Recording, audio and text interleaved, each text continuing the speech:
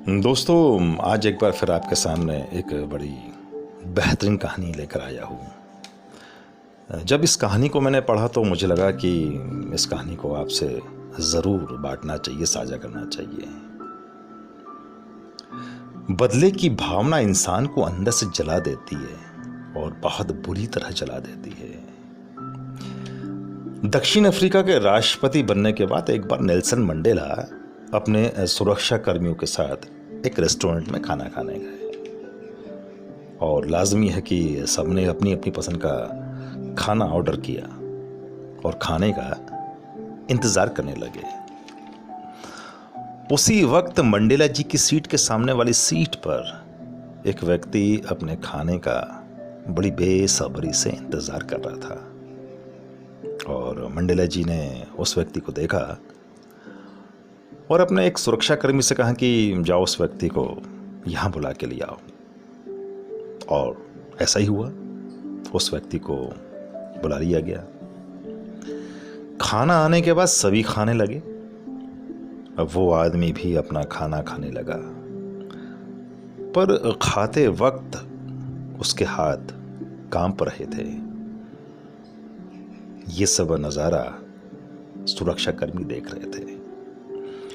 खाना खत्म कर वो आदमी चला गया और उस आदमी के जाने के बाद मंडेला जी के सुरक्षा अधिकारी ने मंडेला जी से कहा कि शायद वो व्यक्ति बहुत बीमार था, खाते वक्त कांप भी रहा था और उसके हाथ लगातार कांप रहे थे और वो बहुत कमज़ोर दिख रहा था। मंडेला जी ने कहा, नहीं, ऐसा नहीं है। वो आदमी उस जेल का जेलर था जिसमें मुझे कैद रखा गया था और जब कभी मुझे यातनाएं दी जाती थी और मैं कर्राते हुए पानी मांगता था तो ये आदमी मेरे ऊपर पेशाब कर देता था। अब मैं जब राष्ट्रपति बन गया हूँ तो शायद उसने समझा कि मैं भी उसी के साथ इस तरह का सलूक करवाऊंगा, शायद। पर मेरा चरित्र ऐसा नहीं है। मुझे लगता है बदले की भावना से काम करना विनाश की तरफ ले जाता है और वहीं धैर्य की मानसिकता हमें विकास की ओर ले जाती है।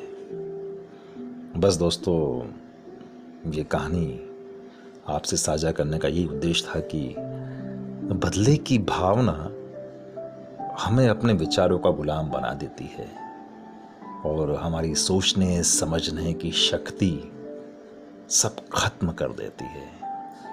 इसलिए आप किसी भी तरह के विचारों के गुलाम ना बने और बदले की भावना कदापि ना रखें।